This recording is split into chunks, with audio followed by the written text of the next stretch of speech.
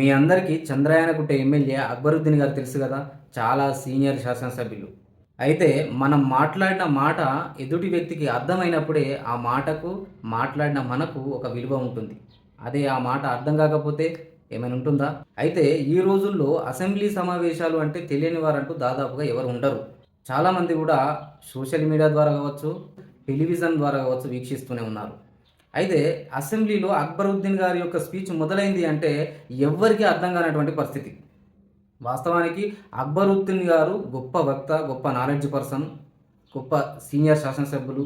అయితే ఇక్కడ సమస్య ఏంటంటే తెలంగాణలో ఉన్నది 80-90% మంది కూడా తెలుగు మాట్లాడే వాళ్ళే.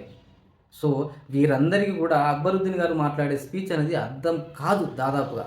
ఎందుకంటే అతను మాట్లాడేది ఇంగ్లీష్, ఉర్దూ, హిందీలా. ఈ భాషల పట్ల తెలంగాణ ప్రజలు ఎవరికి కూడా పట్టు లేదు. అయితే నేను మాట్లాడేది అక్బరుద్దీన్ గారి పైన అభిమానంతోటే కానీ ఏదో సీతక్కను అవమానించాడు అనే విధంగా నేను మాట్లాడడం లేదు. ఎందుకంటే అక్బరుద్దీన్ గారు గొప్ప వక్త. అసెంబ్లీలో చాలా విషయాలపైన ఆయన మాట్లాడుతూ ఉంటాడు. ఆయన మాట్లాడేది జనానికి అర్థమైనప్పుడే జనాల్లో అక్బరుద్దీన్ గారు అంటే ఏందో తెలుస్తుంది కదా. ఇప్పటి వరకు కూడా అక్బరుద్దీన్ గారు అంటే దాదాపుగా చాలామందికి ఎవరికీ తెలియదు. అక్బరుద్దీన్ గారు వాస్తవానికి గొప్ప వక్త. ఆయన మాట్లాడే మాటలన్నీ కూడా తెలంగాణ ప్రజలకు అర్థం కావాలంటే దయచేసి మీరు తెలుగు నేర్చుకోండి, తెలుగులో మాట్లాడండి. మీరు చంద్రయానగుట్ట నియోజకవర్గం నుండి ప్రాతినిధ్యం వహిస్తున్నారు. మరి మీ చంద్రయానగుట్టలో తెలుగు వాళ్ళు లేరా? వారి యొక్క సమస్యలు ఏ విధంగా తెలుసుకుంటారు? వాళ్ళ తరపున మీరు ఏ విధంగా ప్రాతినిధ్యం వహిస్తూ ఉన్నారు?